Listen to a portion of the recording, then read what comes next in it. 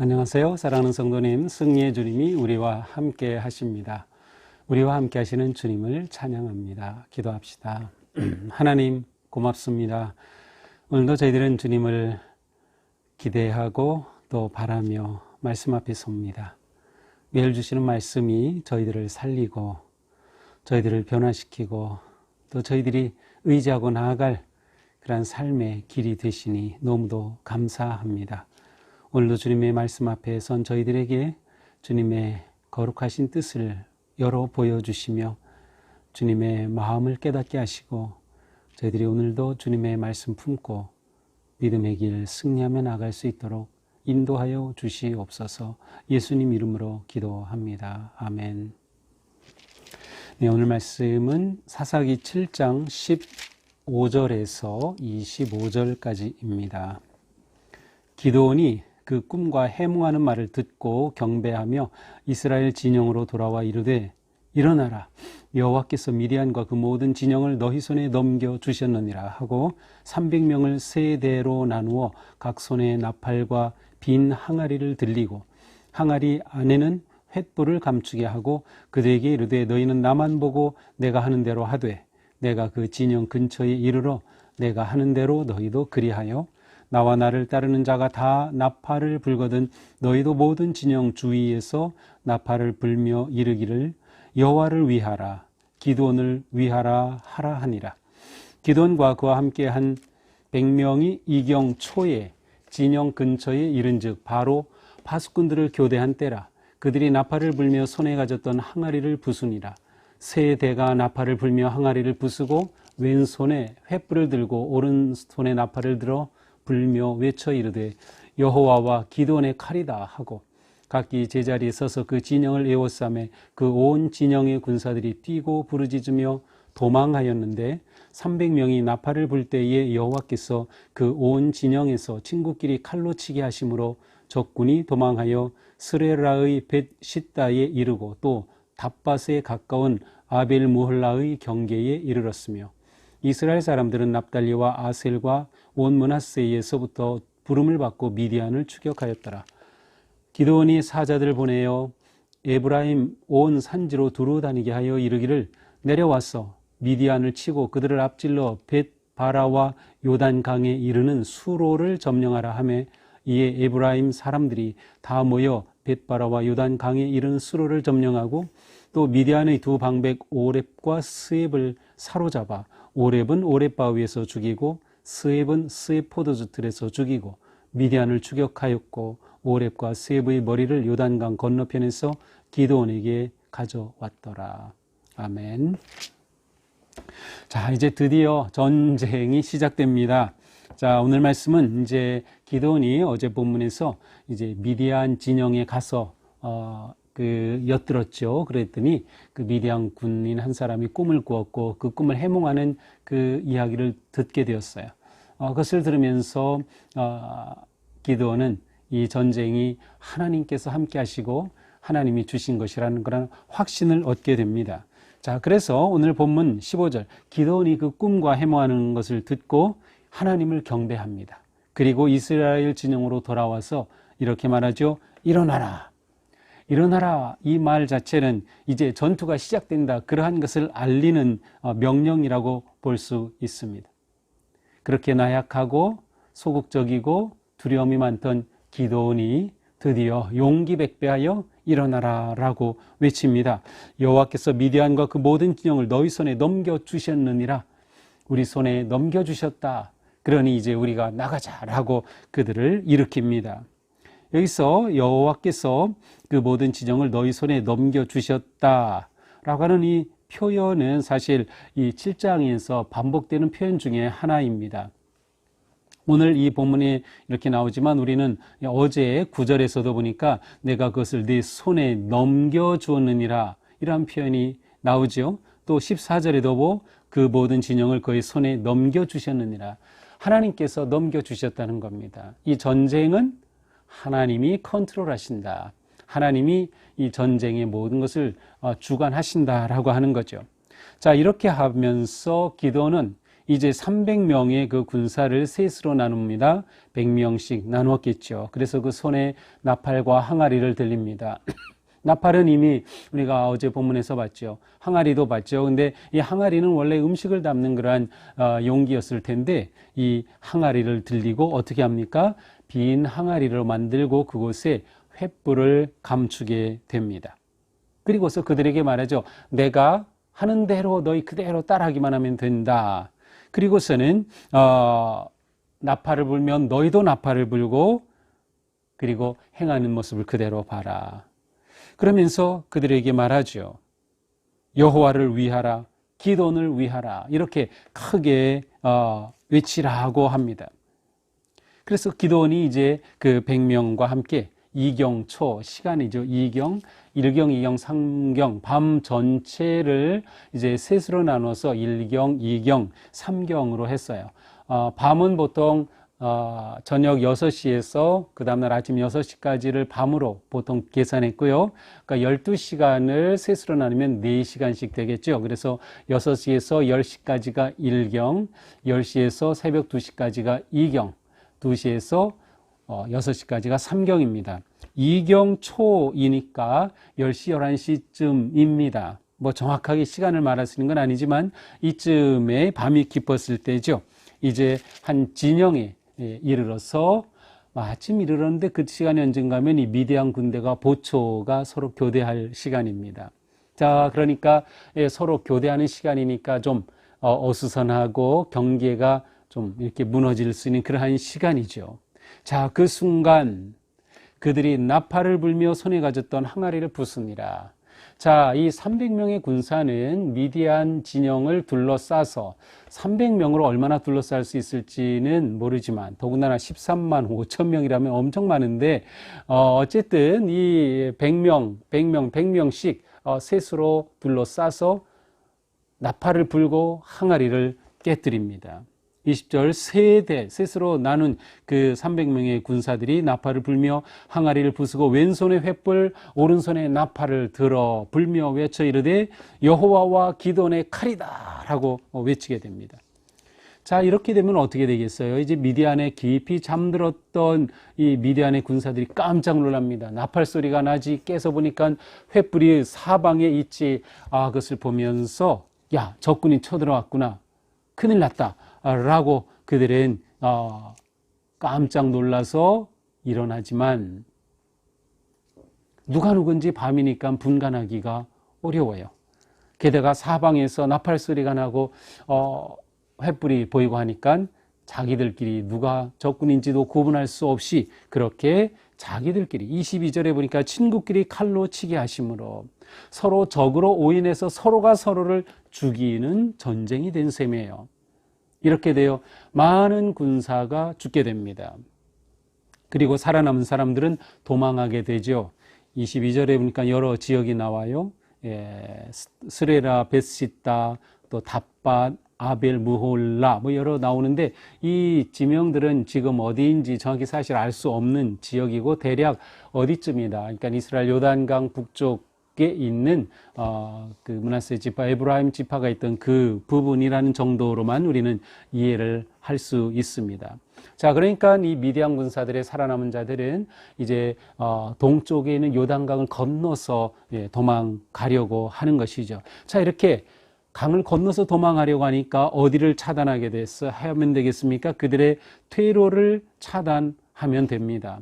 그들의 퇴로가 어디입니까? 24절에 보니까 벳바라와 요단강이 이르는 수로를 점령하라. 여기서 수로는 바로 나루터를 말합니다.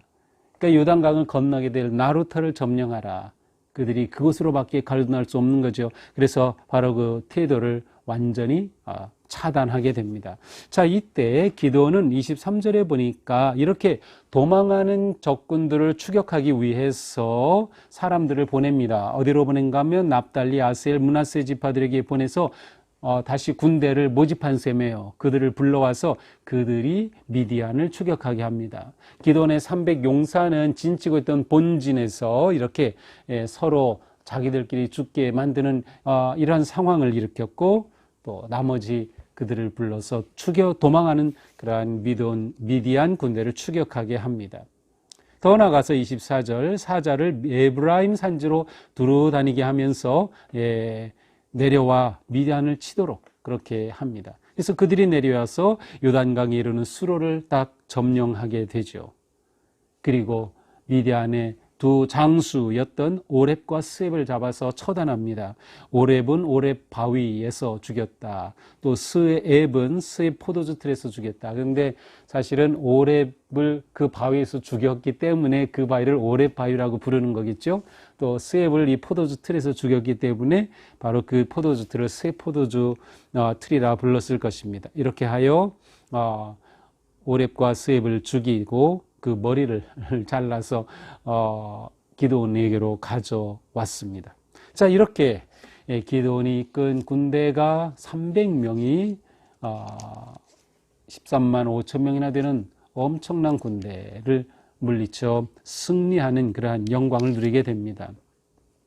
자, 오늘 본문에 나오지 않지만 실제로 이날 13만 5천 명 중에서 12만 명을 무찔렀어요. 그러니까 8장 10절에 보니까 12만 명이 죽고 남은 자가 15,000명입니다. 엄청난 승리를 거둔 것이죠. 이렇게 대승리를 거두는 그러한 놀라운 일을 기드온이 이끌게 되었던 것이죠. 자, 오늘 본문을 쭉 보면서 우리는 무엇보다 기드온 군대가 이 전투에 임할 때 손에 무엇이 있었습니까? 횃불과 나팔과 횃불이 담긴 항아리입니다. 그들의 손에 뭐가 있어야 되죠? 칼과 방패와 창이 있어야 되겠죠. 물론 이들이 철기 문화는 아직 아니기 때문에 미디안에게 밀리지만 그러나 그들의 나름의 방패, 칼, 그들의 창, 죽창이라도 있어야 되고 전쟁의 무기가 있어야겠죠. 그러나 그들의 손에 들린 것은 그것이 아니라 나팔과 항아리였습니다. 무엇을 말합니까? 하나님의 전투, 하나님의 전쟁은 어떤 무기가 중요하냐가 아니라 하나님께 온전히 순종하느냐가 중요하다는 것을 보여줍니다. 그들이 기드온에게 아니 우리가 이거 가지고 무슨 싸움을 합니까? 그렇게 말하지 않고 그대로 따랐어요. 이해가 되지 않지만 이거로 무슨 전쟁을 할까? 저 13만 5천 명과 잽도 안 되는데 그러나 순종만이 승리의 길이라고 하는 것이죠. 그렇습니다. 승리는 하나님의 지혜로 준비하고 그래서 나팔과 항아리의 횃불 하나님이 주신 지혜로 준비하고 하나님이 너희 손에 넘겼다라고 하는 이 약속의 말씀을 믿고 그리고 온전히 순종함으로 얻는 것이 바로 전쟁의 승리입니다. 하나님이 전쟁의 주인이시기에 하나님의 전략에 온전히 순종하는 것, 그것이 우리가 나아갈 길이죠. 자, 또한 우리는 오늘 본문에서 기드온의 리더십을 좀 생각해 볼 필요 있습니다. 지금까지 기드온은 굉장히 허약했어요. 그리고 소극적이고 자신감이 없는, 그래서 하나님께서 어떻게든 기드온을 세워서 이 전쟁을 일으키시려고 계속 기드온을 세웠던 것을 봅니다. 그런데 기드온이 하나님이 함께 하심에 대한 확신을 얻게 되었을 때 그는 담대하고 용감무쌍하게 이 전쟁을 이끌어갈 수 있었던 것이죠. 승리는 특별히 믿음의 확신을 가진 지도자를 통해서 온다는 것을 우리는 보여줍니다. 확신에서 오는 리더십, 이것이 얼마나 중요한지 모릅니다. 특별히 교회의 모든 사역이 진행될 때 우리 사역의 리더들, 장로님들, 권사님들, 사역의 팀장, 속장님들, 클래스 리더, 모든 어떤 사역에서든 그 리더들에게 중요한 것은 하나님의 승리에 대한 확신과 믿음입니다. 우리가 코로나로 많이 위축되어 왔지만 우리는 이 확신과 믿음으로 넉넉히 이겨 나아갈 수 있다는 것이죠. 우리가 이 믿음을 되찾아야 할 것입니다. 승리의 때 우리는 오직 하나님께만 영광을 돌릴 수 있도록 싸워야 합니다. 우리가 싸우는 싸움은 하나님의 도우심으로서만 이길 싸움을 싸운다. 이렇게 우리는 생각하고 이러한 믿음으로 나아가야 합니다. 내가 내 지혜로 내 힘으로 싸워서 이길 수 있는 것, 우리는 그런 싸움은 하지 않습니다. 하나님의 도우심으로만 승리할 수 있는 싸움을 우리는 믿음으로 싸우는 것이죠. 그러한 점에서 오늘 본문에서 약간 좀 아쉬운 점은 기드온이 이러한 말을 한 거죠. 나팔을 불면서 뭐라고 외치라고 합니까? 여호와를 위하라, 기드온을 위하라 하라, 이렇게 했어요. 여호와를 위하라, 기드온을 위하라. 여호와를 위하라, 여기까지만 딱 했으면 좋았겠는데 기드온을 위하라라고 했어요. 이것은 기드온의 부족한 점이었어요. 자, 이것이 왜 부족하다고 생각하는가 하면 8장 22절에 가서 보면 이스라엘 그 백성들이 이제 기드온이 이렇게 승리를 하고 난 후에 기드온이 구원자라고 말합니다. 그리고 기드온을 세우려고 합니다. 기드온이 구원자 아니죠. 하나님이죠. 그러나 이 점에서 기드온은 온전한 리더십, 특별히 하나님의 영광을 위한 그러한 리더십의 부족함을 드러내고 있습니다. 이것이 후에 이스라엘 백성 간의 갈등도 초래하게 되죠. 이 말씀을, 이러한 모습을 보면서 우리는 승리의 때는 오직 하나님께 영광을 돌리는 때다. 하나님의 이름만이 높임을 받을 때다. 그래서 우리가 섬길 때, 또 모든 사역에서 지도자로 섬길 때 이 점을 늘 주의해야 합니다. 물론 우리는 서로를 격려하고요, 서로를 세워주고 또 서로를 칭찬하는 것은 잘해야 합니다. 하지만 영광은 하나님께다라는 것을 잊으면 안 되겠습니다. 오늘 말씀을 보면서 오늘 우리 하루 사는 동안에 하나님이 우리와 함께 하신다. 하나님이 함께 하시는 우리는 어떠한 길이라도 담대하게 승리로 나아갈 수 있다. 우리는 오직 주님께 순종하고 주님을 따르면 된다. 때때로 우리가 이해할 수 없는 어려움을 만나고 이해할 수 없는 고통을 만날 수 있지만 그때도 변함없이 끝까지 하나님을 신뢰하며 충성한다면 우리의 삶은 주님의 은혜와 능력 안에서 견고하게 또 승리하는 길로 나아가게 될 것입니다. 그 기쁨이 우리 삶에 넘치기를 주님의 이름으로 축복합니다. 기도합시다. 하나님, 오늘 말씀을 보면서 정말 하나님의 말씀으로 의지하고 하나님의 전략과 하나님의 방법을 따르는 것이 진정한 승리의 길임을 깨닫습니다. 주님, 저희들은 전투에서 우리가 가지고 있는 실력, 우리가 가지고 있는 경제력, 우리가 가지고 있는 전력을 자꾸 계산하려고 하지만 그 무엇보다 중요한 것은 오직 하나님께 순종하는 믿음의 헌신임을 봅니다. 주님, 저희에게 그러한 믿음, 그러한 헌신을 허락하여 주시옵소서. 오직 주님을 의지하고 신뢰하는 믿음으로 담대하게 나아가 싸워 승리하는 저희들이 되게 하여 주시옵소서.